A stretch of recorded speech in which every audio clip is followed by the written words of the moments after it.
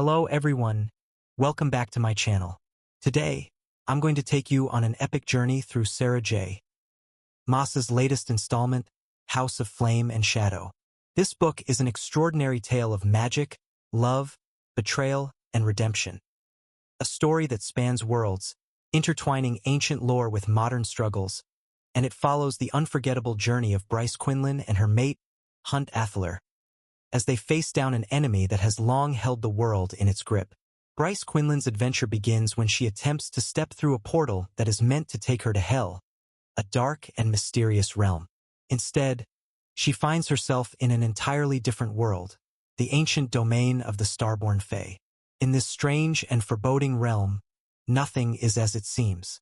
Bryce is disoriented and frightened by her sudden displacement. She is now in a land steeped in ancient magic and long-forgotten history, far removed from the familiar hustle and bustle of Midgard. Almost immediately, she is thrust into a situation where her every move is scrutinized by the enigmatic emissaries of the Night Court. Their eyes, heavy with secrets and the weight of centuries, make it clear that Bryce's arrival is not a mere accident, but part of a grand design that has been unfolding since time immemorial. As Bryce struggles to understand her new surroundings, she gradually unravels the hidden truths about her own bloodline. Through hushed conversations, mysterious holographic messages, and the careful study of ancient texts, she learns that her lineage is intertwined with legendary figures of old. Long ago, the Starborn Fae wielded mighty relics, most notably the twin blades known as Starsword and Truth-Teller, that were used to defy an oppressive enemy known as the Astri. These nearly immortal, vampiric conquerors had once fed on the magic of the Fae, subjugating entire worlds and leaving a trail of despair in their wake. Bryce comes to realize that the power coursing through her veins is not random.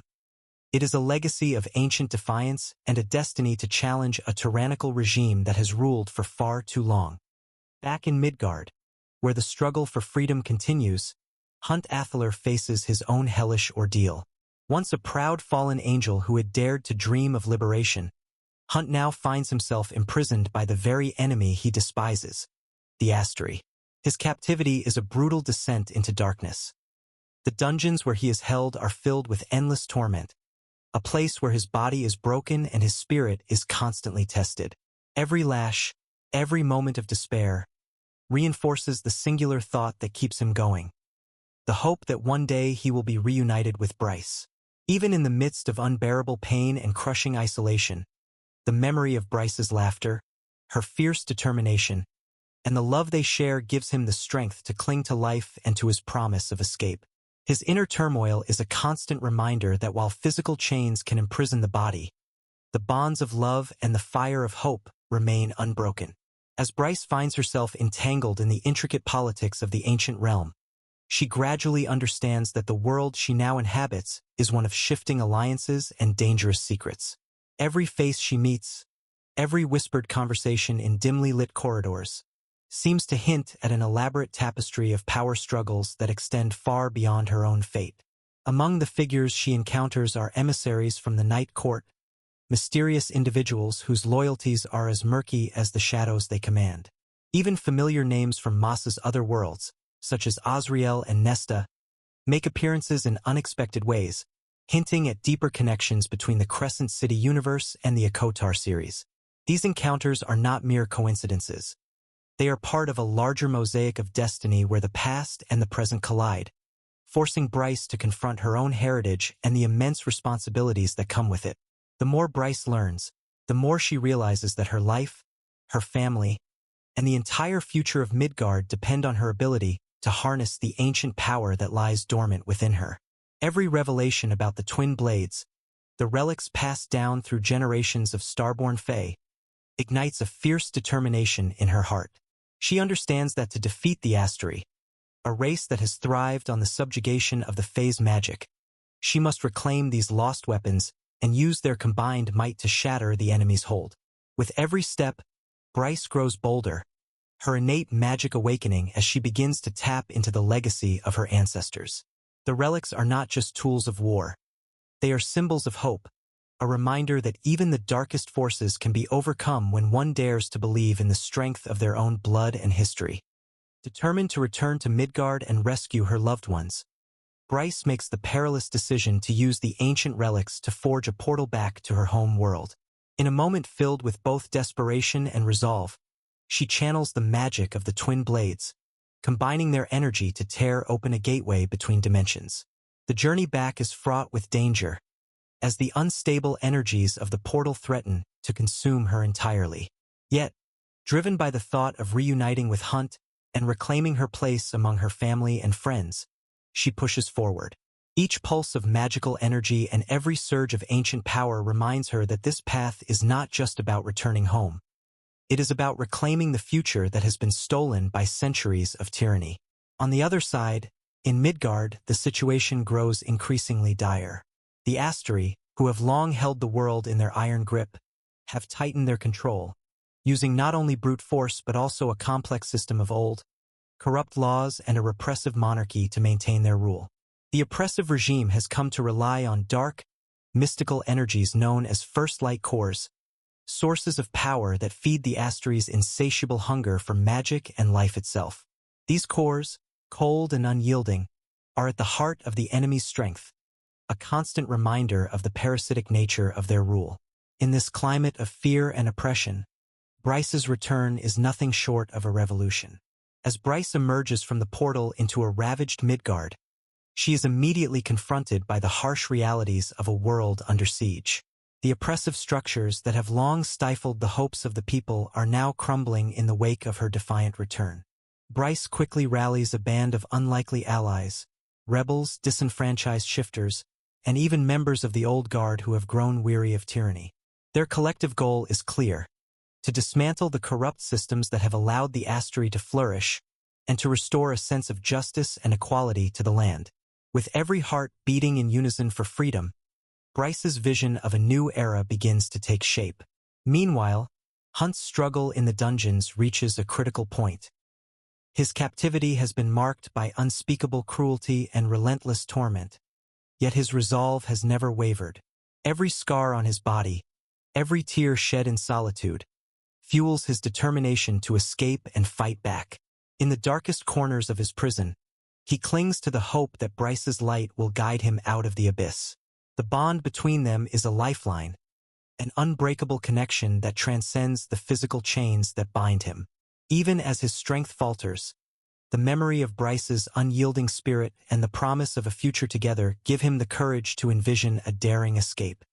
In a parallel thread of events, the story of Lydia Servos unfolds with heartbreaking complexity. Known to many as the Hind, Lydia is a double agent caught between the ruthless demands of the Astri and her secret allegiance to the rebel forces. Her life is a constant balancing act between betrayal and loyalty, a struggle that takes a heavy toll on her soul.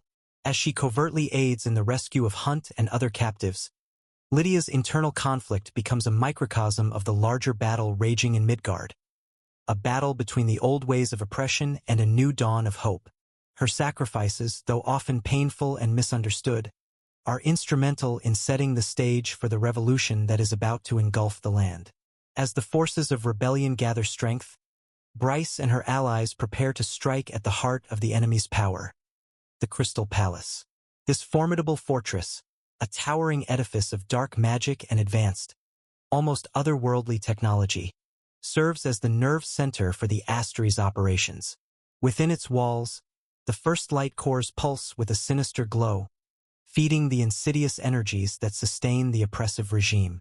The assault on the Crystal Palace is a climactic convergence of all the narrative threads, a moment when every sacrifice, every act of defiance, and every whispered hope coalesces into a final, desperate bid for freedom.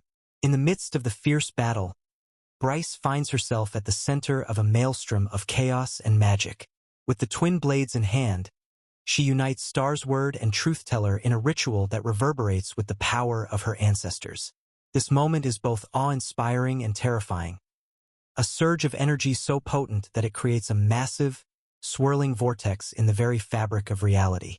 This black hole, a symbol of ultimate destruction, is also a harbinger of rebirth. It is as if the universe itself is being torn asunder in order to make way for a new beginning. As the enemy's forces are drawn inexorably into the vortex, The very ground trembles beneath the weight of the unleashed power. Amid the tumult, Hunt makes a fateful decision. Realizing that Bryce is in mortal danger, he casts aside his chains and, with a heart full of unyielding love and determination, plunges into the heart of the black hole to rescue her. Clad in a mech suit that crackles with stolen lightning and guided by the memory of countless fallen heroes, his daring rescue is nothing short of mythic. The two lovers, separated by pain and distance for so long, now find themselves entangled in a struggle against the very forces of annihilation. Their battle is not just one of physical might. It is a testament to the enduring power of love, the sacrifices we make for those we hold dear, and the hope that, even in the face of overwhelming darkness, a spark of light can never be extinguished. In the aftermath of the cataclysmic confrontation, the world stands on the precipice of transformation. Bryce, weakened and nearly broken by the relentless forces of destruction, is left teetering on the edge of death. It is in this darkest moment that Jezebel, a former mentor whose own life has been marred by a mysterious curse of immortality, steps forward.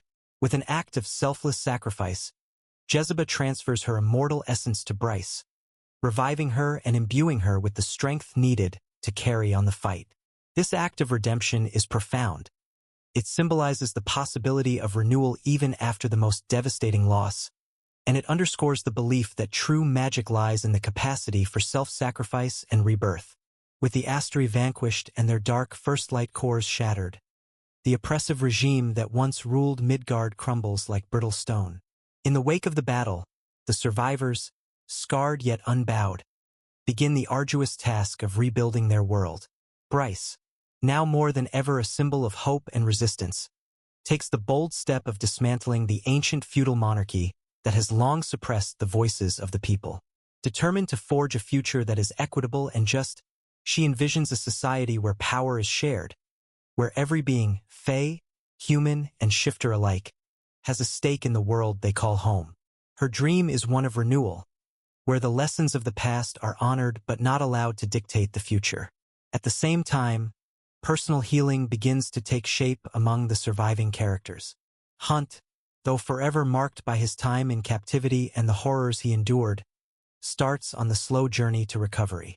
The scars he bears, both seen and unseen, serve as constant reminders of the price of freedom, but they also fuel his commitment to protect those he loves. Bryce's half-brother, Rune Danon, emerges as a reluctant leader, burdened by the legacy of his lineage and the sacrifices he must make for the greater good. Even Lydia Servos, whose life of subterfuge and double agency has taken a heavy toll, starts to glimpse the possibility of a future beyond betrayal and despair. As the dust settles over a battered but hopeful Midgard, there is an unmistakable sense that this is only the beginning of a new era. The connections to other realms, hinted at by unexpected appearances of characters like Nesta and Azrael, remind us that the world of Crescent City is vast and ever-evolving. These subtle nods to the Akotar universe open up tantalizing possibilities for future adventures, a promise that the stories of these richly drawn characters will continue to unfold in ways that challenge our imaginations and our hearts. House of Flame and Shadow is more than just a tale of battles and magic. It is a story about the transformative power of love and the resilience of the human and Fae spirit. It teaches us that even when the forces of darkness seem insurmountable, the light of hope, fueled by self-sacrifice and unwavering loyalty, can pave the way for a brighter future. Bryce's journey from a frightened, displaced young woman to a leader capable of redefining an entire society is a powerful reminder that our destinies are not fixed. They are forged in the crucible of our struggles and the strength of our convictions. In the end, the story leaves us with a vision of a world reborn, a world where the oppressive chains of the past are shattered, where the ancient relics of power are reclaimed, and where the promise of a new, democratic society glimmers on the horizon. The sacrifices made in the name of freedom, the painful losses endured by heroes like Hunt, and the unexpected acts of redemption, such as Jezebel's ultimate gift, all serve as testament to the enduring truth that even the most devastating darkness can be overcome. Thank you for joining me on this journey through House of Flame and Shadow. I hope you found this story as moving and thought-provoking as I did. If you enjoyed this summary and want to dive even deeper into the rich tapestry of the Crescent City series, be sure to leave a like, share your thoughts in the comments, and subscribe for more in-depth book summaries and discussions. Until next time, keep believing in the power of love, the strength of hope, and the endless possibilities of a new dawn.